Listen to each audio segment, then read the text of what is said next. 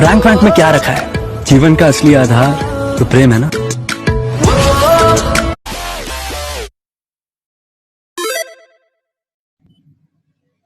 Hello friends, आप देख रहे हैं यूट्यूब चैनल जीपी क्लासेस और आज की इस वीडियो में हम आपके लिए लेकर आए हैं टॉप 50 पीओटी एमसीक्यू क्वेश्चंस। जबरदस्त आज का सेशन होने वाला है, लेकिन मैं आपको एक इंफॉर्मेशन देना चाहता हूं कि भारत के एक बेहद कमाल के पोएट जिनका नाम था राहत इंदौरी सर, वो एक्सपायर हो गए हैं। ठीक है, तो सबसे पहले एक पोएट्री, एक सर के लिए ट्रिब्यूट, उसके बाद शुरू करते हैं। रोज तारों को नुमाइश में खलल पड़ता है, चांद पागल है अंधेरे में निकल पड़ता है। मैं समंदर हूँ कुल्हाड़ी से नहीं कट सकता, कोई फव्वारा नहीं हूँ जो उबल पड़ता है। कल वहां चांद उगा करते थे, हर आहट पर अपने रास्ते में जो वीरान महल पड़ता है। ना तो आरूफ ना ना अल्लुक है, मगर दिल अक्सर नाम सुनता है तुम्हारा तो उछल पड़ता है। उसकी याद आई है सांसों जरा धीरे चलो, धड़कनों से भी इबादत में खलल पड़ता है, धड़कनों से भी इबादत में खलल पड़ता है।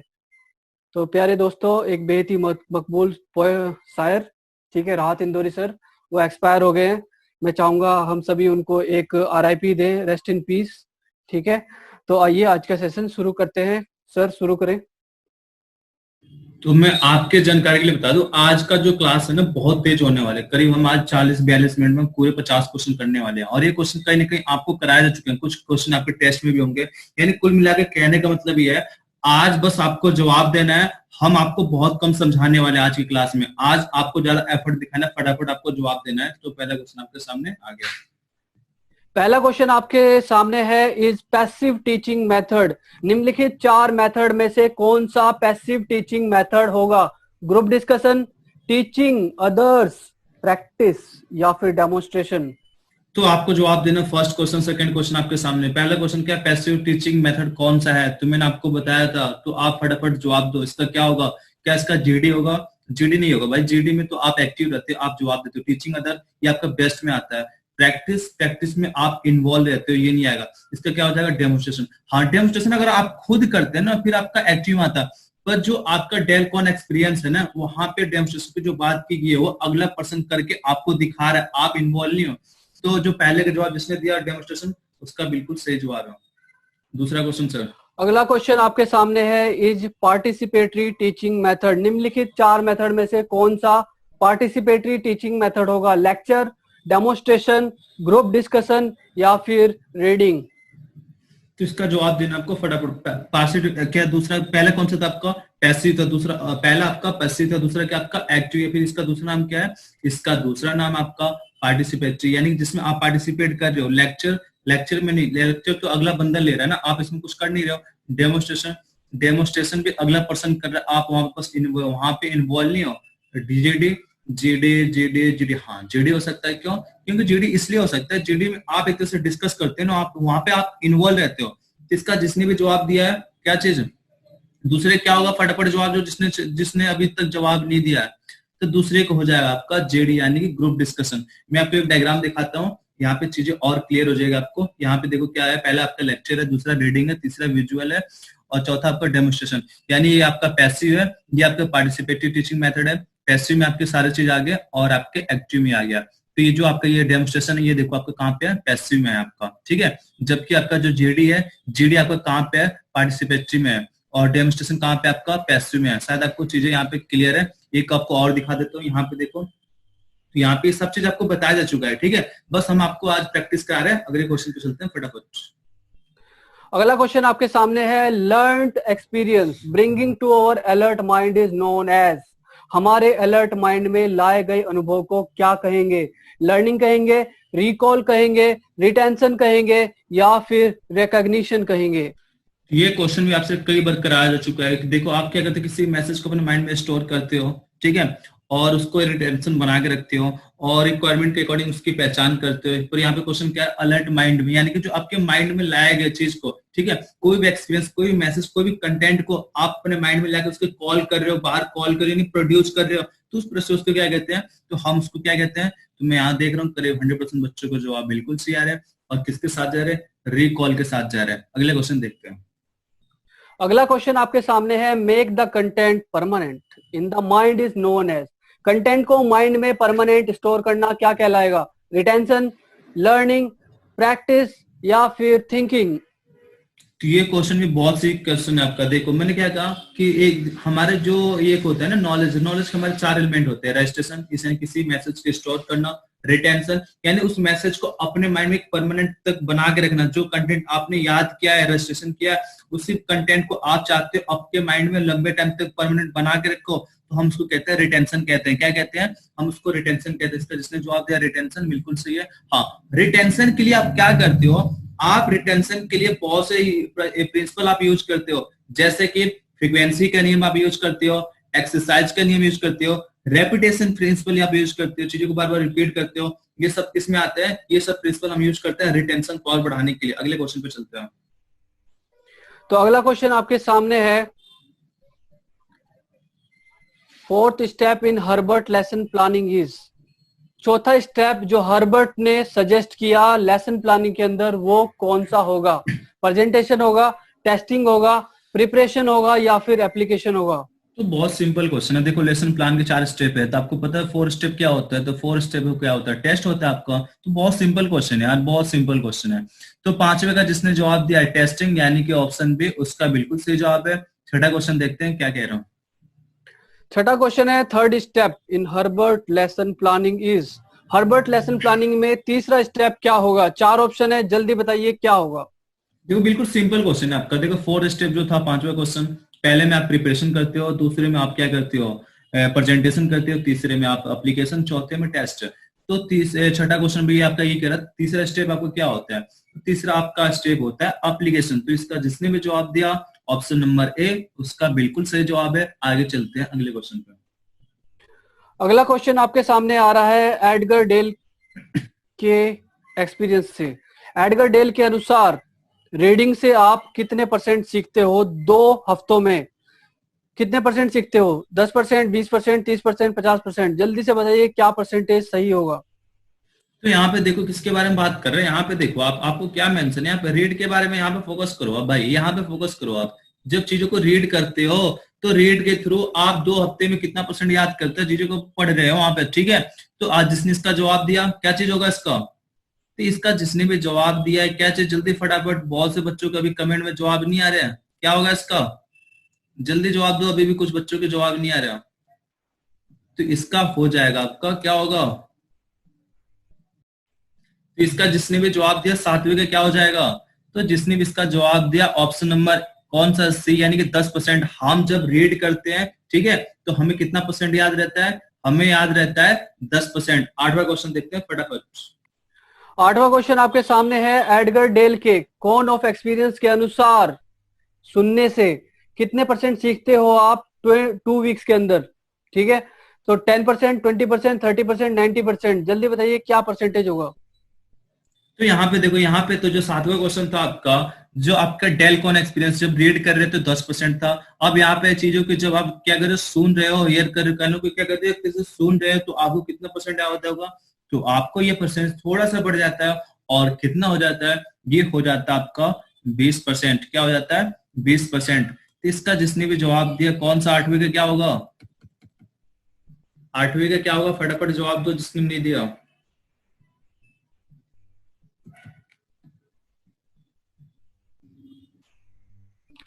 तो क्वेश्चन नंबर 9 आपके सामने है, एडगर डेल के कौन ऑफ एक्सपीरियंस के अनुसार देखने से आपको 2 हफ्तों में कितने % तक याद रहेगा? 10%, 20%, 30% या फिर 90%? देखो चीज जब 10% कब था आपका? जब चीजों को रीड कर रहे थे आप, तो कितना था? 10%। 20% कब हुआ? जब चीजों को सुन रहे थे। अब यहाँ पे आप पढ़ रहे थे, यहाँ पे आप सुन रहे थे। अब यहाँ पे किसके बात कर रहे हो? जब देखने, जब सीख कर रहे हो, जब चीजों को देख रहे हो, तो जिस देखने से हमें कितना % याद होता है?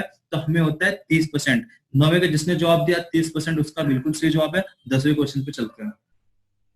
10वां क्वेश्चन आपके सामने है, एडगर डेल के कौन ऑफ एक्सपीरियंस के अनुसार देखने और सुनने से आपको 2 हफ्ते में कितने % तक याद रहेगा?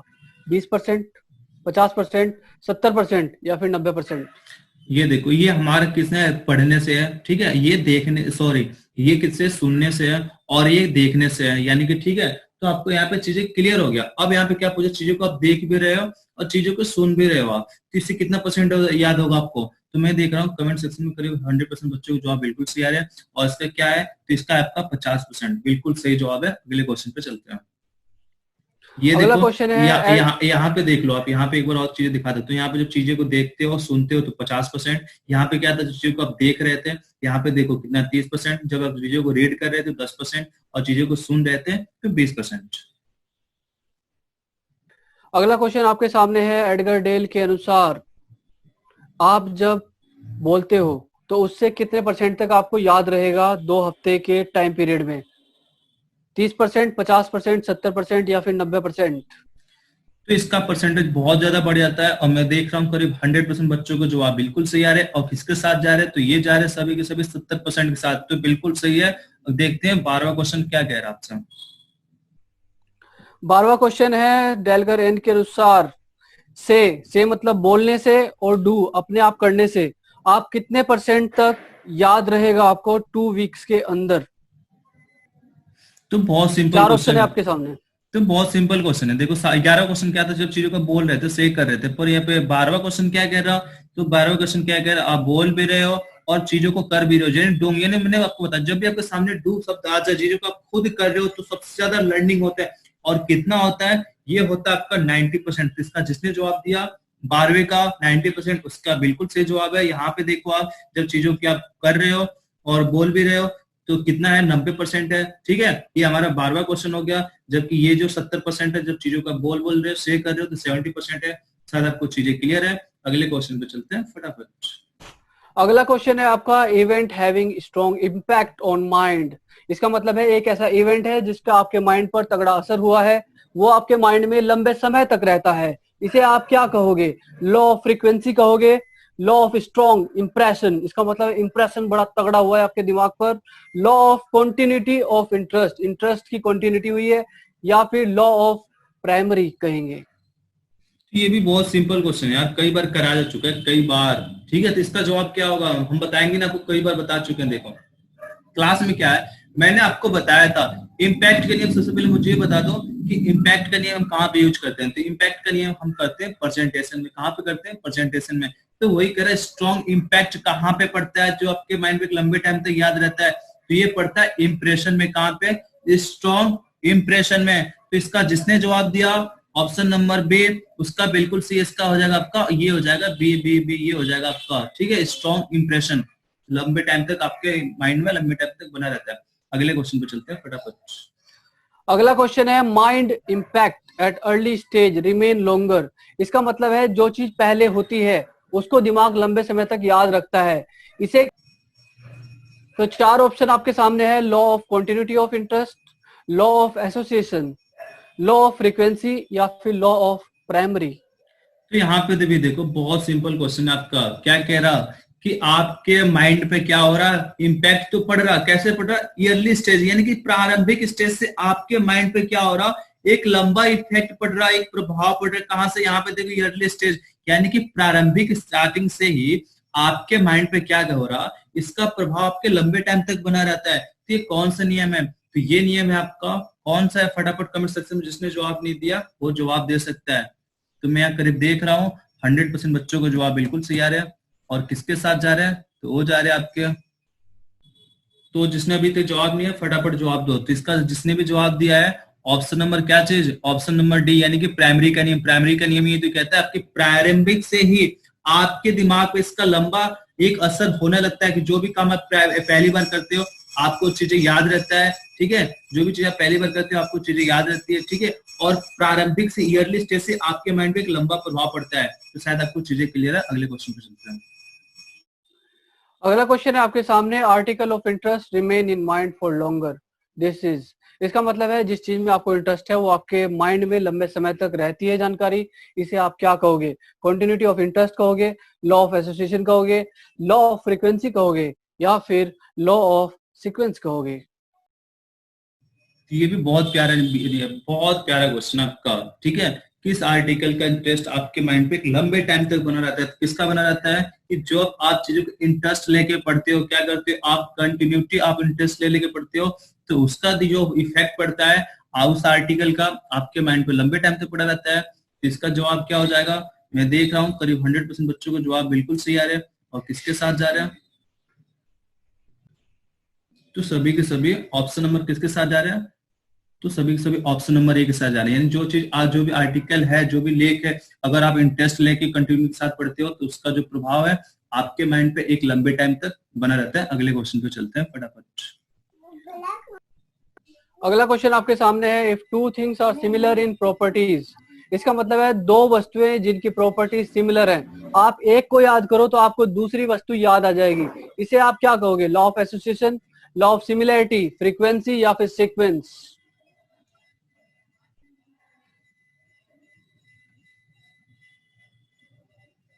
तो ये क्वेश्चन भी आपके बहुत सिंपल क्वेश्चन है। देखो क्या है, यहाँ पे सिमिलर चीज की बात कर रहा है कि दो आपके पास ऐसी जो समान वस्तुएं हैं जिसकी प्रॉपर्टी क्या है, प्रॉपर्टी उनकी तो बिल्कुल सेम है, बिल्कुल सिमिलर है। कैसी प्रॉपर्टी है? बिल्कुल सिमिलर है।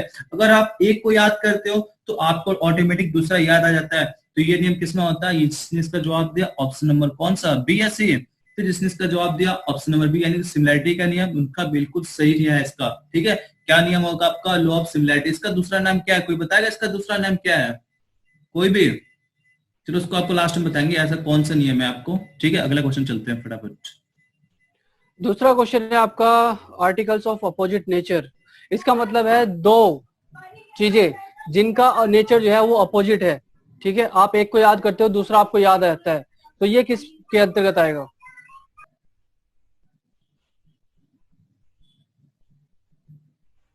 तो इसका जवाब दो फटाफट। देखो वहां पे जो दो समान थे उनकी प्रॉपर्टी बिल्कुल सेम थी, पर यहाँ पे क्या दोनों अपोजिट है, जैसे कि दिन और रात। ठीक है, दिन और रात। पिछला क्या था? सिमिलर था, यानी कि पेन और पेंसिल। आप पेन को याद करते, पेंसिल आपको ऑटोमेटिक याद आ रहा था। पर यहाँ पे ऐसा कुछ नहीं है, ये जस्ट अपोजिट है, दिन और रात। और बहुत से दुख और सुख, बहुत सी चीजें हैं कि आप एक को याद करते हो तो दूसरा याद आ जाता है। ये कौन सा नियम है? इसका जिसने भी जवाब दिया आपका ऑप्शन नंबर कौन सा है, डी, उसका बिल्कुल सही जवाब। ये कौन सा नियम होता है? ये होता है लॉ ऑफ कंट्रास्ट। ठीक है, इसका बिल्कुल सही जवाब है ऑप्शन नंबर डी आपका। अगले क्वेश्चन पे चलते हैं फटाफट। अगला क्वेश्चन है आपके सामने, follow up is very important, it is considered under the.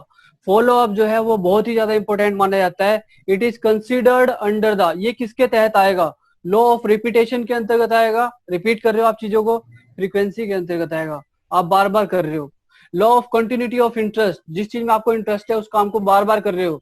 Law of sequence के अंतर्गत आएगा। जल्दी से बताइए किसके अंतर्गत ये आएगा?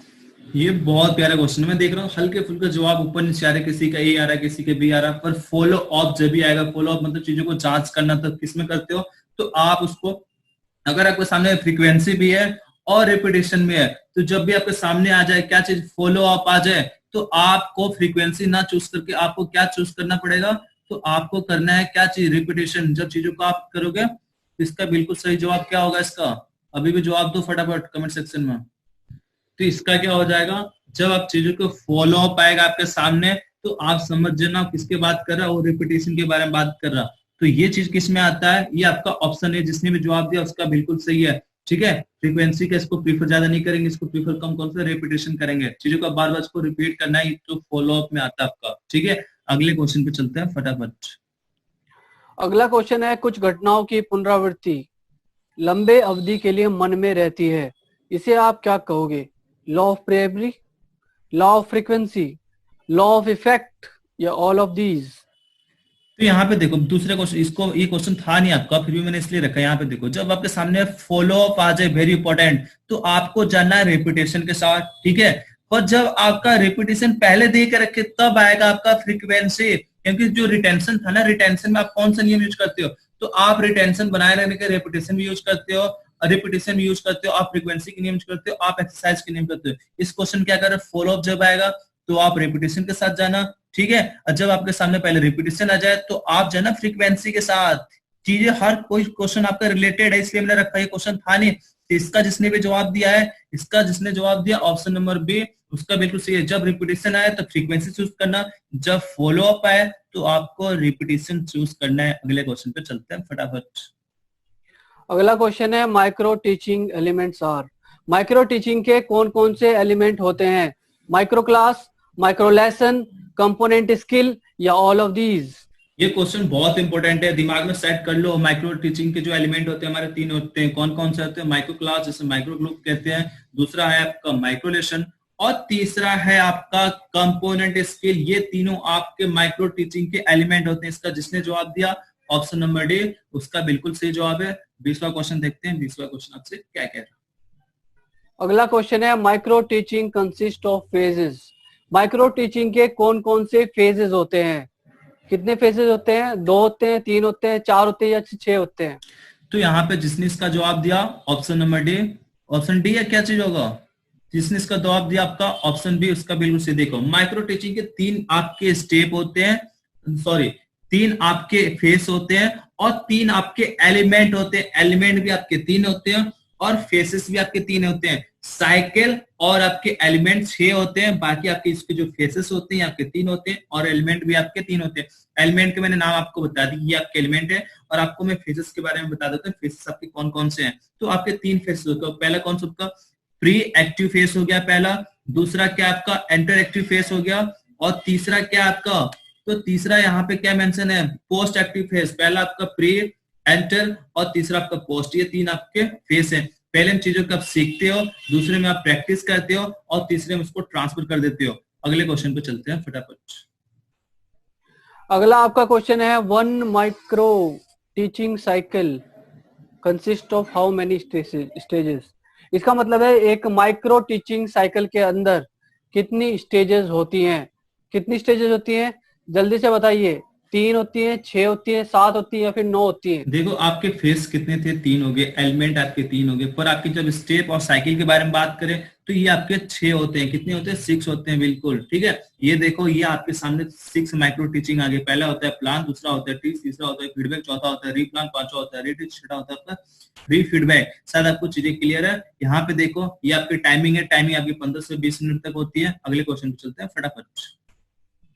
अगला क्वेश्चन है आपका माइक्रो टीचिंग के अंदर आप किन चीजों को नहीं करते हो?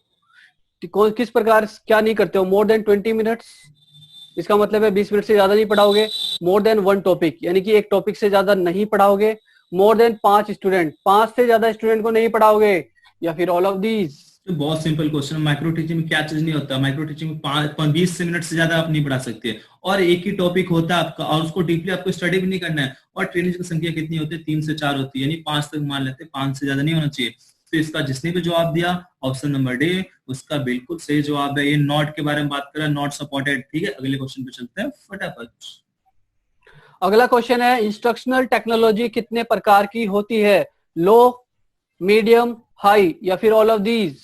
बिल्कुल सिंपल क्वेश्चन। आपके जो इंस्ट्रक्शन टेक्नोलॉजी है कितने टाइप के होते हैं? तो हमारे जो इंस्ट्रक्शन टेक्नोलॉजी है इसके 3 टाइप होते हैं। Low instruction material technology, medium instruction technology और आपके हाई इंस्ट्रक्शन टेक्नोलॉजी। लो में कौन सा है? चाक बोर्ड हो गया, डिस्प्ले बोर्ड हो गया, आपकी लो है। मीडियम में जैसे आपकी ओवर प्रोजेक्टर वगैरह हो गया, या आपके मीडियम है। और हाई में क्या है? जिसमें आपके ऑडियो और विजुअल दोनों टेक्नोलॉजी होती है। जैसा प्रोजेक्टर, ऐसा स्मार्ट प्रोजेक्टर जिसमें आपका ऑडियो और विजुअल दोनों होता है, ये आपके हाई इंस्ट्रक्शन टेक्नोलॉजी में आता है, ठीक है। तो इसका जिसने जवाब दिया ऑप्शन डी, उसका बिल्कुल सही जवाब है। ये देखो, आपके लो इंस्ट्रक्शन आपके टेक्नोलॉजी, मीडियम और आपके हाई।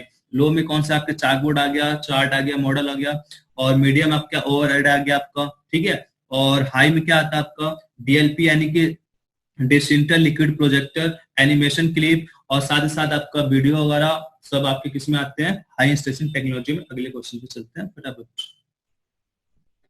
तो अगला क्वेश्चन आपके सामने है हाई लेवल इंस्ट्रक्शनल टेक्नोलॉजी से संबंधित है। निम्नलिखित 4 ऑप्शन में से कौन सा हाई लेवल इंस्ट्रक्शनल टेक्नोलॉजी से संबंधित है? एलसीडी, जिसे हम बोलते हैं liquid crystal display, satellite, online teaching या फिर ऑल ऑफ दीज? तो देखो, हाई इंस्ट्रक्शन टेक्नोलॉजी जिसमें आपका ऑडियो और विजुअल दोनों चीज होता है, तो क्या चीज होगा इसका? तो इसका जिसने भी जवाब दिया आपका 22वें नंबर का डी, ऑल ऑफ दीज, उसका बिल्कुल सही है। ऑनलाइन टीचिंग, इसमें आप ऑडियो वीडियो दोनों देखते हो, सैटेलाइट में भी होता है, एलसीडी में भी होता है, इसका ऑल ऑफ दीज है। अगले क्वेश्चन पे चलते हैं फटाफट। अगला क्वेश्चन है लो लेवल इंस्ट्रक्शनल टेक्नोलॉजी से संबंधित है magnetic tape, magnetic board, sound film projector, liquid crystal display या फिर सैटेलाइट? इसका क्या होगा, मैंने आपको बताया था सबसे जो लो इंस्ट्रक्शन टेक्नोलॉजी, इसमें क्या आता है आपका जितने भी बोर्ड आ गए ना, और नॉर्मल जो बोर्ड होते हैं उसका बिल्कुल सही जवाब है आपका मैग्नेटिक बोर्ड। किसमें आता है ये आपका low instruction technology. Sound film projector, अगर फिल्म प्रोजेक्टर होता तो आपको मीडियम में होता, पर साउंड फिल्म प्रोजेक्टर जिसमें आपका ऑडियो विजुअल दोनों है, ये आपका किस में आ जाएगा, ये आपका आ जाएगा हाई में, एलसीडी में आपके हाई में, सैटेलाइट में आपके हाई इंस्ट्रक्शन टेक्नोलॉजी में। अगले क्वेश्चन पे चलते हैं।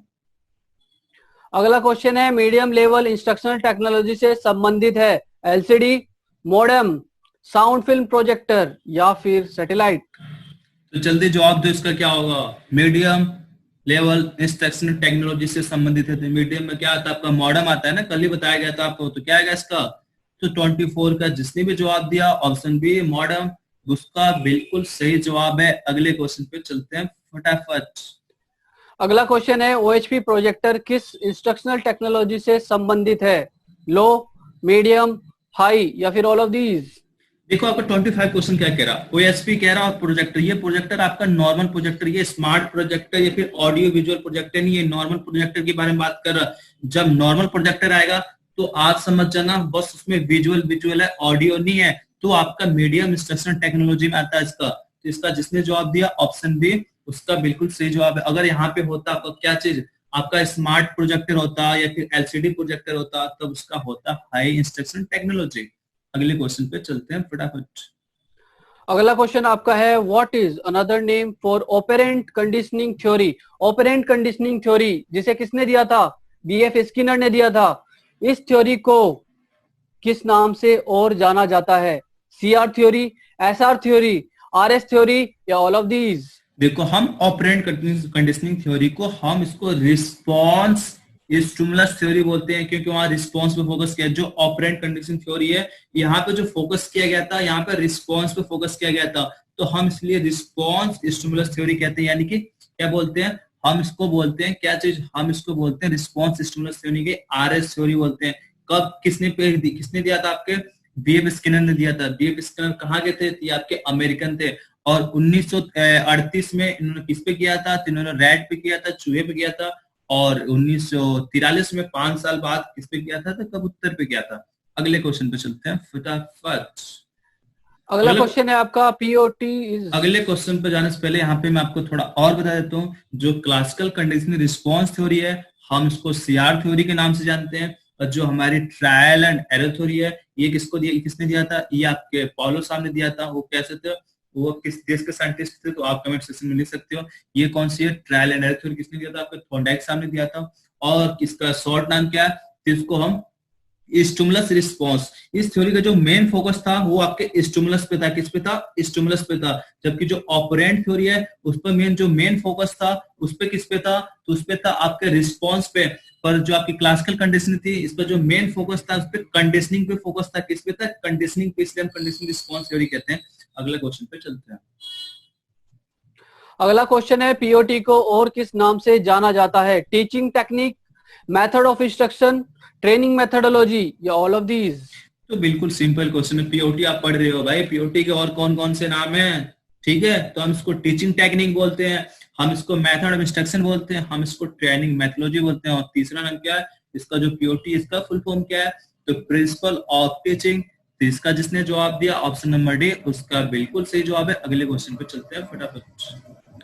अगला क्वेश्चन आपके सामने है, ट्रेनिंग के सेकंड फेज में प्रैक्टिस का कितने परसेंट होता है, 65%, 70%, 80%, 50%। ये क्वेश्चन थोड़ा सा आपको अजीब लग रहा होगा, पर ये क्वेश्चन कुछ किताब में है, सारे किताब में आपको नहीं मिलेंगे, ठीक है। तो प्रैक्टिस में आपको कितना मिलता है, तो प्रैक्टिस में आपको मिलता है, आपको कितना मिलता है, आप कमेंट सेक्शन में इसका फटाफट जवाब दे सकते हो। इसका हो जाएगा आपका 65%। कितना होता है, 65% होता है आपका ट्रेनिंग के सेकेंड फेज में। सेकेंड फेज में प्रैक्टिस में कितना होता है, 65। आपको एक डायग्राम दिखा रहा हूँ, आपको चीजें और क्लियर हो जाएगी। ये देखो, जब आप एक्सप्लेनेशन करते हो तो आपको 10%, जब आप डेमोन्स्ट्रेशन या फिर परफॉर्मेंस करते हो तो आपको 25% होता है, ठीक है। जब आप चीजों को प्रैक्टिस करते हो तो आपको 65%। आपको वही चीज था पिछले वाला क्वेश्चन, जब प्रैक्टिस करे तो वहां पर 65% था। चीजें आपको क्लियर है।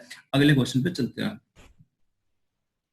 अगला क्वेश्चन है, ट्रेनिंग के सेकंड फेज में परफॉर्मेंस का कितना परसेंट होता है, जल्दी से बताइए कितने परसेंट होगा। देखो अभी 65 था, वो कौन था आपका, देखो 65 अभी था ना यहाँ पे, तो इस टाइप आपका जो प्रैक्टिस कर रहे थे परफॉर्मेंस और डेमोस्ट्रेशन में कितना हो जाएगा, इसका 25 हो जाएगा। कितना हो जाएगा, 25 हो जाएगा। इसका जिसने भी जवाब दिया ऑप्शन नंबर सी, उसका बिल्कुल सही जवाब है। तीसरे क्वेश्चन पे चलते हैं फटाफट। तो अगला क्वेश्चन है, ट्रेनिंग के सेकंड फेज में एक्सप्लेन का कितने % होगा? जल्दी से बताइए, 4% आपके सामने है। देखो एक्सप्लेन का हो जाएगा, इसका जिसने जवाब दिया आपका 30 का 10% आपका एक्सप्लेन का हो जाएगा। परफॉर्मेंस या फिर आपका डेमोस्ट्रेशन का हो जाएगा 25%। और आपका एक्सप्लेन जो है था तीसरा, उसका कितना हो जाएगा, तो उसका हो जाएगा आपका, यहाँ पे देखो प्रैक्टिस का कितना हो जाएगा, 65% हो जाएगा इसका। ठीक है, तो आपको सारी चीजें क्लियर है। एक्सप्लेनेशन से 10%, डेमोस्ट्रेशन से आपका 25% और प्रैक्टिस से 65%। अगले क्वेश्चन पे चलते हैं। अगला क्वेश्चन है आपका, डेल्गर एल के डेल्गर कौन एक्सपीरियंस के अनुसार स्मरण की दर सबसे कम होगी? डू में सबसे कम होगी, टेल में सबसे कम होगी, सो में सबसे कम होगी, या फिर नन ऑफ दीज? तो यहाँ पे बहुत सिंपल क्वेश्चन आपका कि डेल कॉन एक्सपीरियंस सबसे कम हम कहाँ पे सीखते हैं। डू में तो सबसे ज्यादा करते हैं, सो में तो जो हमारा डेमोस्ट्रेशन है वहाँ पे 50%, और रेड में हम थोड़ा सा कम करते हैं। कितना करते हैं, 10% करते हैं। ठीक है, अगला क्वेश्चन देखते हैं। 32 क्वेश्चन आपसे क्या कह रहा हूँ। अगला क्वेश्चन है, अगर डेल कौन ऑफ एक्सपीरियंस के अनुसार डेल ने सबसे ज्यादा जो जोर दिया है वो किस पर दिया है? डू पर दिया है, टेल पर दिया है, सो पर दिया है, या ऑल ऑफ दीज? यहाँ पे देखो बहुत प्यारा क्वेश्चन आपका, बहुत प्यारा क्वेश्चन आपका। ठीक है, जो सबसे बेस्ट क्वेश्चन आपका डेल कॉन एक्सपीरियंस से वो आपका 32 क्वेश्चन है कि मेन उन्होंने सबसे फोकस किस पे किया था, उन्होंने डू पे किया था। फोकस किस पे किया था, डू पे किया था। चीजों को आप खुद करोगे तो सबसे ज्यादा लर्निंग होगी, कितनी होगी, 90% होगी। कितनी होगी, 90% होगी। तो 32 का जिसने जवाब दिया ऑप्शन ए, उसका बिल्कुल सही है। आपको यहाँ पे डायग्राम दिखाता हूँ। जब चीजों को रीड करते हो 10%, जब चीजों को खुद करते हो तो उसका परसेंटेज बहुत ज्यादा होता है। और कितना हो जाता है, तो पूरे के पूरे 90%। अगला क्वेश्चन आपके सामने है, what is least abstract experience? इसका मतलब है किस लेवल में सबसे कम काल्पनिक क्षमता का यूज किया जाएगा Edgar Dale cone of experience के अनुसार? वर्बल सिंबल में, इनडायरेक्ट एक्सपीरियंस में, डायरेक्ट पर्पसफुल एक्सपीरियंस में, या फिर एग्जीबिशन में? तो बिल्कुल सिंपल क्वेश्चन आपका। यहाँ पे जो इसका सही आंसर है पहले से हो गया, कोई दिक्कत नहीं। यहाँ पे देखो किसके बारे में बात करें, टेस्ट में भी दिया था मैंने क्वेश्चन, अगर आपको याद हो तो लिस्ट एब्स्ट्रैक्ट कहाँ पे सबसे कम आपके जो अनुमान लगाने का जो होता है सबसे कम ये होता है आपका सबसे नीचे वाला स्टेप में। ठीक है, ये कहाँ पे होता है, डायरेक्ट पर्पजफुल एक्सपीरियंस। अगर यहाँ पे होता आपका हाई एब्स्ट्रैक्ट होता, तब कहाँ पे होता, आपके वर्बल सिंबल पे होता। अगर यहाँ पे मैं लिख दूं कंक्रीट, तो कंक्रीट का भी होता आपका डायरेक्ट पर्पजफुल एक्सपीरियंस। शायद आपको चीजें क्लियर है, डायग्राम देखो आपको चीजें क्लियर हो जाएगी। ये देखो एब्स्ट्रैक्ट है, एब्स्ट्रैक्ट का एंगल सबसे ज्यादा कहाँ पे है, तो यहाँ पे ऊपर पे, कहाँ पे, वर्बल सिंपल पे। और जब आपका एब्स्ट्रैक्शन है सबसे कम कहाँ पे है, लो कहाँ पे है, तो कंक्रीट पे। और कंक्रीट कहाँ पे आपका डायरेक्ट पर्पजफुल एक्सपीरियंस पे है। तो ये चीज में कहाँ पे आपका लो एब्स्ट्रैक्शन पे है, और वर्बल सिंबल आपका कहाँ पे है, हाई एब्स्ट्रैक्ट पे है। शायद आपको चीजें क्लियर है। अगले क्वेश्चन पे चलते हैं। अगला क्वेश्चन आपके सामने है, येलो कलर का यूज कहाँ नहीं किया जाएगा?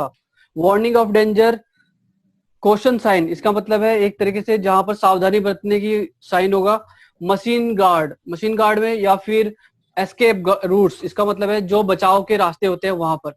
ये क्वेश्चन शायद टेस्ट में भी था, तो आपको जवाब देना कि येलो कलर कहाँ पे यूज नहीं करते हैं। तो हम इसका स्केप रूट में नहीं करते हैं। स्केप रूट में कौन सा कलर करते हैं, तो हम वहां पे करते हैं आपका, यहाँ पे देखो ये भी कंपनी, ये देखो रास्ते जा रहे हैं कंपनी, देखो कौन सा कलर है आपका, तो आपको चीजें समझ में आ जाएगा।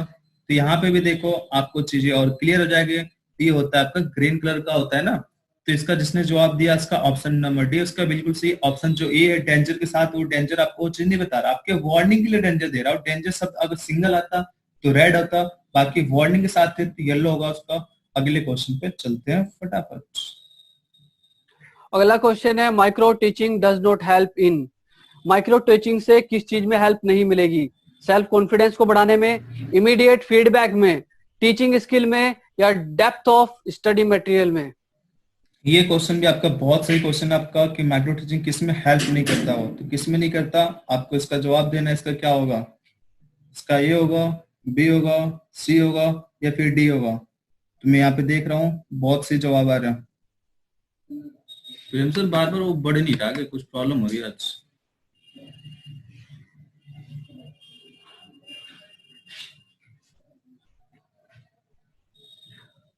तो अगला क्वेश्चन है आपका माइक्रो टीचिंग डजंट हेल्प। एक मिनट प्रेम सर, एक मिनट। अगला क्वेश्चन आपके सामने है प्रोडक्टिविटी। ओके ओके ठीक है सर।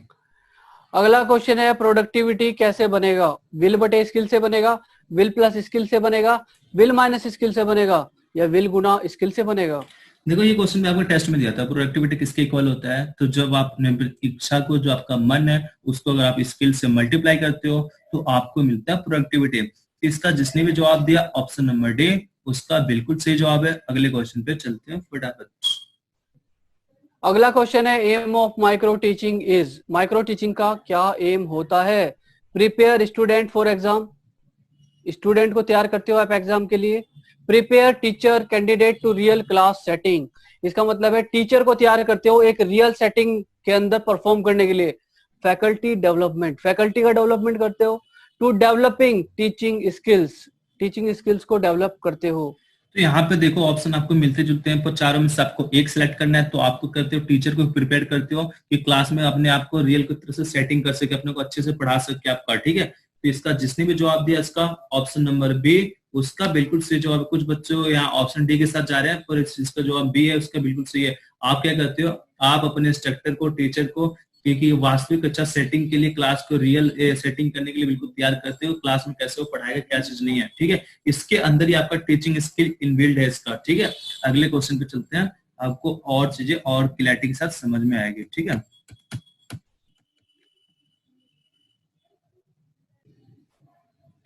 तो अगला क्वेश्चन आपके सामने है, निम्नलिखित चार ऑप्शन में से कौन सा ऑडियो विजुअल एड होगा? रेडियो, टेलीविजन, ऑडियो टेप, या ऑल ऑफ दीज? बहुत सिंपल क्वेश्चन आपका। ऑडियो विजुअल एड किस में होता है? तो टेलीविजन देखते हो, टीवी देखते हो भाई, टीवी में तो दोनों आता है। तो इसका भी जवाब आप गलत दोगे क्या? सब जल्दी बताओ। तो इसका जिसने जवाब दिया टेलीविजन, उसका बिल्कुल सही है। अगले क्वेश्चन पे चलते हैं फटाफट। अगला क्वेश्चन बहुत ही जबरदस्त क्वेश्चन है। Which one of the following is not a part of conventional teaching method? पारंपरिक शिक्षण पद्धति का हिस्सा नहीं है, यानी कि ये नॉर्मली कम देखा जाता है मेथड। कौन सा मेथड है? Teacher centred classroom, flipped classroom, disciplined classroom, या ऑल ऑफ दीज? तो इसका क्या होगा? ये तो शायद आपके स्किल भारत में भी है, और उसके बाद के क्वेश्चन तो आपको दिमाग में सेट है। तो इसका जिसने भी जवाब दिया ऑप्शन बी, फ्लिप्ड क्लासरूम, उसका बिल्कुल सही है। ये आपके नॉर्मल क्लास के जो कन्वेंशनल क्लास टीचिंग है, इसके जस्ट अपोजिट होता है। यहाँ पे देखो आपके जो ट्रेडिशनल या फिर बोलते हैं कन्वेंशनल जो टीचिंग होता है, आप स्कूल में पढ़ते हो, उसके बाद आप घर जाते हो, घर से आप होमवर्क करते हो, पर ये जस्ट आपका अपोजिट होता है। यहाँ पे घर पे आप ऑनलाइन लेक्चर किसी के थ्रू आप पढ़ते हो, ऑनलाइन हो गया, किसी नेट के थ्रू पढ़ते हो, और जो भी डाउट होते हैं आप स्कूल में चाहे इंस्टीट्यूट में जाकर चीजों को, डाउट को क्लियर करते हो। तो ये जस्ट आपका अपोजिट होता है। अगले क्वेश्चन पे चलते हैं फटाफट। अगला क्वेश्चन है आपका, example of warm colour is. गर्म कलर का कौन सा एग्जाम्पल है? रेड, ग्रीन, ब्लू, या फिर सेकेंडरी? देखो जो हमारे कलर होते हैं, हमारे दो टाइप के होते हैं, अभी बताऊंगा आपके। जो वार्म कलर कौन कौन से होते हैं? रेड, ऑरेंज और येलो, ये हमारे वार्म कलर होते हैं, ठीक है। तो इसका जिसने भी जवाब दिया ऑप्शन नंबर ए, यानी कि रेड, उसका बिल्कुल सही है। इसको हम वार्म कलर इसलिए कहते हैं कि इनका जो प्रभाव होता है हमारे माइंड पे, हमारे आंखों पे, इनका जो क्या होता है, बहुत इनका बहुत कैचिंग पावर ज्यादा होता है, हमारे आंखों पे ज्यादा इनका प्रभाव पड़ता है। अगला क्वेश्चन देखते हैं। अगला क्वेश्चन आपके सामने है, example of cool colour is. ठंडा कलर कौन सा होगा? Green, blue, red, both A and B? तो यहाँ पे देखो हमारे सबसे पहले आपको चीज दिखा, इसका जिसने जवाब दिया ऑप्शन नंबर डी, उसका बिल्कुल सही है जवाब है, ठीक है। हमारे कलर दो टाइप के होते हैं, कौन कौन से होते हैं? एक होता है हमारा वार्म कलर, दूसरा होता है कूल कलर। वार्म कलर हमारे कौन से होते हैं? Red, orange, yellow. और कूल कलर हमारे कौन से होते हैं? तो ये होते हैं हमारे ग्रीन और ब्लू। अगले क्वेश्चन पे चलते हैं फटाफट। अगला क्वेश्चन है आपका, basic of primary colour is. Primary colour कौन कौन से होंगे? जल्दी से बताइए कौन कौन से होंगे। तो यहाँ पे बच्चे कुछ यहाँ पे कंफ्यूजन के साथ जाएंगे, क्योंकि अब उन्होंने चेक किया होगा नेट पे अलग मिलेगा, किताबों में अलग मिलेगा, पर क्या चीज है क्या चीज नहीं है, ठीक है। पर मैं ये बोलूंगा जब भी आपका पीओटी के पेपर होगा, जो मैं जवाब दे रहा हूँ, आप इसके साथ ही जाना, क्योंकि ये हमारी किताब में मेंशन है, हमारे पीओटी किताब में मेंशन है, इसलिए मैं आपको बता रहा हूँ। तो हमारे प्राइमरी कलर कौन कौन से होते हैं? रेड, ग्रीन और ब्लू। कुछ बच्चे किसके साथ जाएंगे? तो रेड, ग्रीन और येलो के साथ जाएंगे, जो आपका सेकेंड ऑप्शन है। रेड, ब्लू और येलो के साथ जाएंगे कुछ बच्चे, मैं देख रहा हूँ। पर मैं आपको बता दूं जब आपका देना है तो इसका रियल आंसर अगर मैं सच्चाई बताऊं तो आपका ए होगा। इसका एक बहुत सिस्टमेटिक खेल है, आपको मैं अच्छे से एक लेक्चर अलग से लूंगा। हमारे जो कलर होता है ना, एक एडिशन के फॉर्म पे काम करते हैं, एक सब्ट्रैक्शन पे काम करते हैं। जब एडिशन पे फॉर्म पे आएंगे तो आपका रेड, ग्रीन और ब्लू होता है। जब सब्ट्रैक्शन में आते हैं तो वही कलर आपके किस में कन्वर्ट हो जाते हैं, तो रेड, ब्लू और येलो में कन्वर्ट हो जाते हैं, ठीक है। और आपको जवाब ऑप्शन ए के साथ ही जाना है, रेड, ग्रीन और ब्लू के साथ। अगले क्वेश्चन पे चलते हैं। अगला क्वेश्चन है आपका, क्वेश्चन कौन सा है भाई? 45। Okay, red colour is used, red colour का यूज कहां पर किया जाता है? फर्स्ट एड बॉक्स में, ट्रैफिक शॉप में, फायर एक्सटिंग बकेट में, मतलब आग बुझाने में, या ऑल ऑफ दीज? तो भाई रेड कलर तो आपको पता ही है, हमारे कलर डायनेमिक के बहुत प्यारे प्यारे क्वेश्चन। तो फर्स्ट एड बॉक्स होता है, ये भी होता है। ट्रैफिक सिग्नल जब जाते हो ना, तो रेड सिग्नल मिल के वहां पे आप रोक लेते हो चुपचाप गाड़ी, वहां पे ये भी होता है। और फिर आपका एग्जिटिंग जो बकेट जो होते हैं, यानी कि जो आपके फायर वाले जो आग वाले होते हैं, ये भी आपके रेड कलर का होता है। इसका जिसने जवाब दिया ऑप्शन डी, उसका बिल्कुल सही जवाब है। अगले क्वेश्चन पे चलते हैं फटाफट।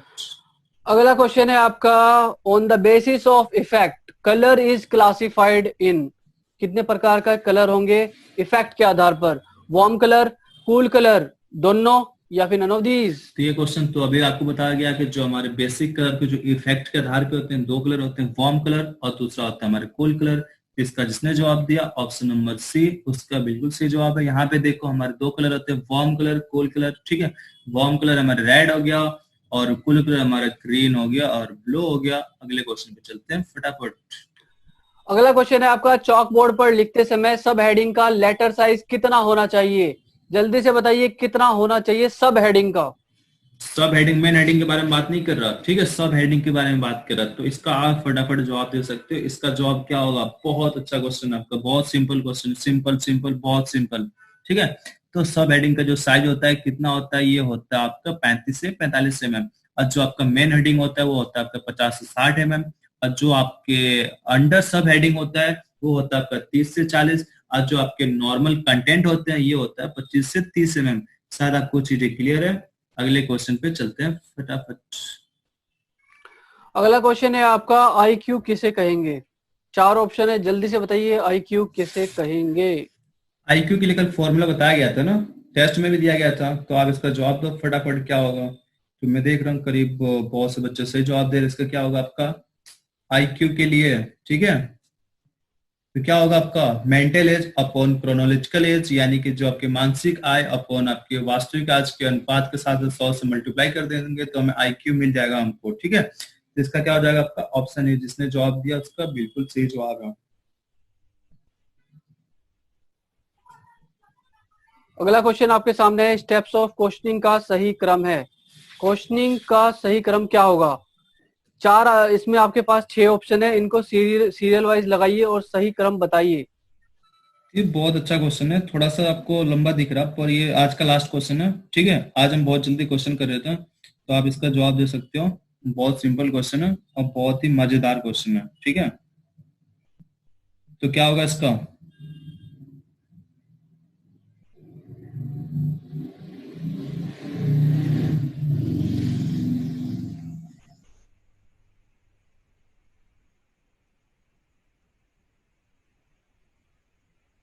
तो इसका मैं देख रहा हूँ करीब 100% बच्चों को लगभग जवाब सही आ रहा है। और किसके साथ जा रहे हैं? जल्दी।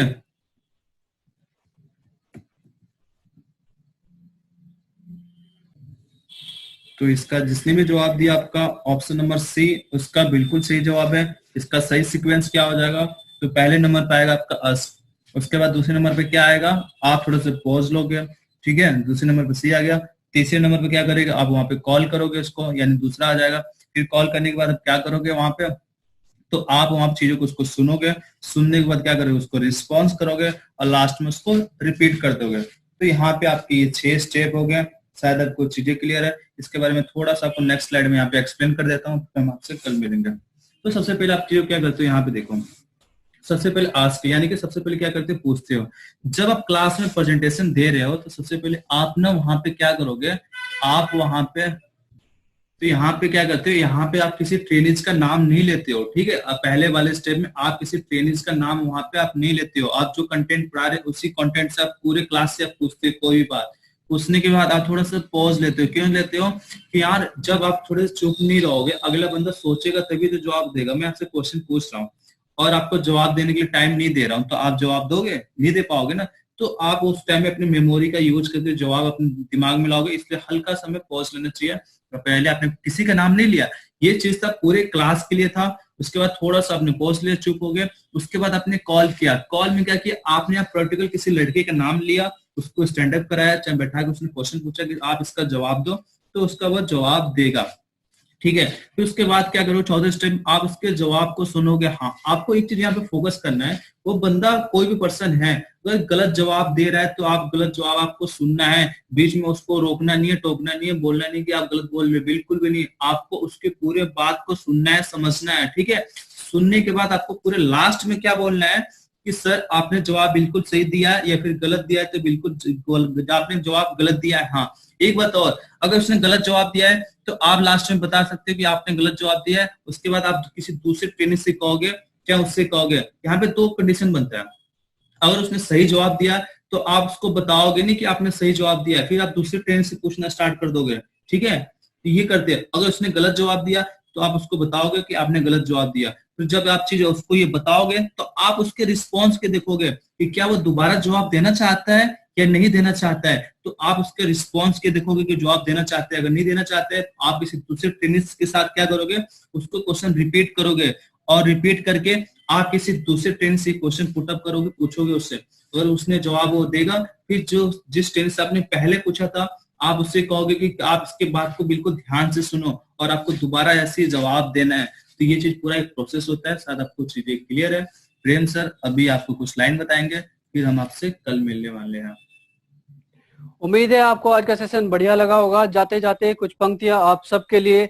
सच है विपत्ति जब आती है कायर को ही दहलाती है, सूरमा नहीं विचलित होते, क्षण एक नहीं धीरज खोते, विघ्नों को गले लगाते हैं, कांटों में राह बनाते हैं, मुंह से कभी उफ न कहते हैं, संकट का चरण न गहते हैं, जो आ पड़ता सब सहते हैं, उद्योग निरत नित रहते हैं, सूलों का मूल नसाते हैं, बढ़ खुद विपत्ति पर छाते हैं, है कौन विघ्न ऐसा जग में, टिक सके आदमी के मग में, खम ठोक ठेलता है जब नर, पर्वतों के जाते पांव उखड़, मानव जब जोड़ लगाता है, पत्थर पानी बढ़ जाता है, गुण बड़े एक से एक प्रखर, है छिपे मानव के भीतर, मेहंदी में जैसे लाली हो, वर्तिका बीच उजियाली हो, बत्ती जो नहीं जलाता है रोशनी नहीं वह पाता है, बत्ती जो नहीं जलाता है रोशनी वह नहीं पाता है।